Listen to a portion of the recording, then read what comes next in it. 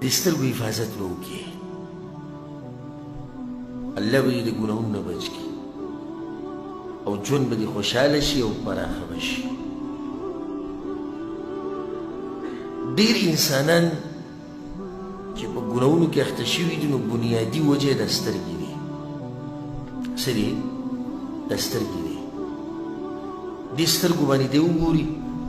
نو بیا د هغې نه بعد په دې ګناه کې مال لګي په دې ګناه کې وخت لګي د الله احکام ضایع شي او داسې هم کېږي چې دی مړ شي په دغه ګناه کې او دی د زنانو یو تصویر ته ګوري یا یو فلم ته ګوري الله یې داسې حالتونه موږ ساتي په دې باندې بعض ډاکټرانو لیکل کړي دي کتابونه ما سره شتي کور کې وایي بار بار د زنانو دې تصویرانو ته کته او بار بار فلمونو ته کته دا په انسان کې ډېر بیماریانې پیدا کوي خو د ټولو نه غټ بیماري چې پیدا کوي هغه په دې دماغو کې پیدا کوي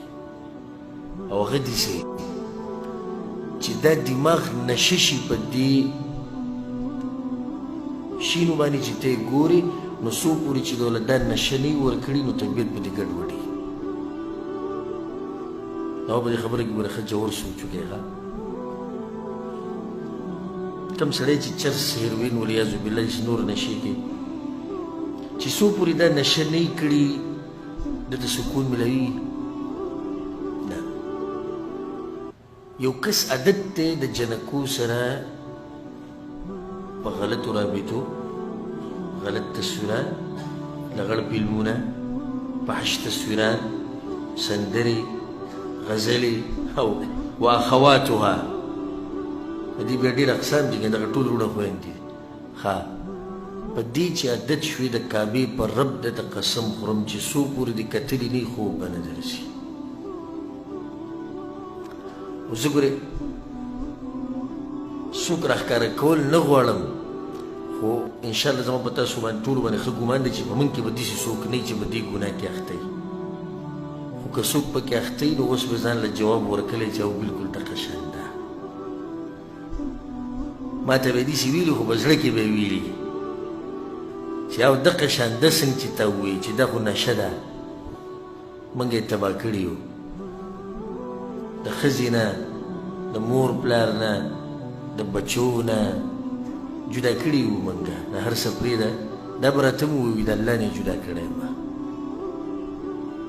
ځکه چې ته د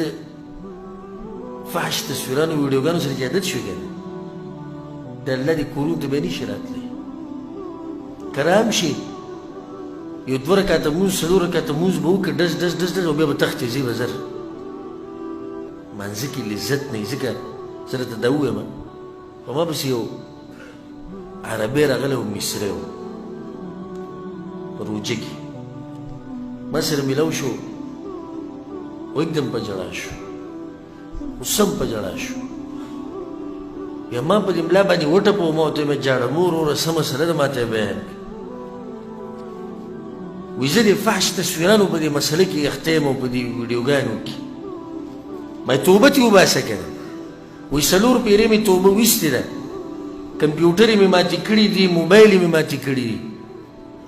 خوند نه راکوي دا مونځ ما ته یې دقه شان ووایي زه تاسو ګورې د الله په کور کې قسم خورم ما ته یې دقه شان ووایي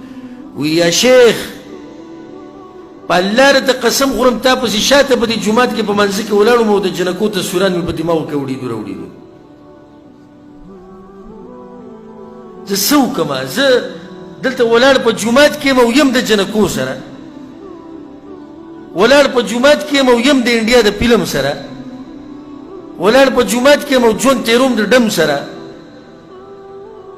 بیا ما ته یې دا وایي ما ته وایي چې ته څه وایې چې الله به دغه مونځ قبول کړي نو ما ورته په جواب کې دا وایي ما دا خو چې ته ما سره ولاړې اوس ته ما ته ولاړې ما ته او دغه دیوال ته دې کتو که نه زه دله هم خبره نه منم زه دله هم یو دقیقه در کوم چې هغه زه مړه بېادبه ولاړ ما ته یې ګورې هغه طرف ته دا خو ته زما بېعزتي کې نو چې عرش والا ته ودرېږي او سوچ د دغه شینو کې چې فیسبوک کې به څه او څه میسیج به راغلي او په واټساپ کې به څه راغلي او پلاني شي کې پلاني شي کې نو د دې نظر حفاظت وکړئ ښه د دې حفاظت وکړئ قل للمؤمنين يغضوا من أبصارهم الله وی اوه مؤمنانو ته چې د سترګو حفاظت وکړي دا زما د زړه د کومې نه نصیحت دی د سترګو حفاظت وکړه الله ستا د ژوند ښایسته کوي او د توبې توفیق به درله درکړي او دا ګناهونه به دې کم شي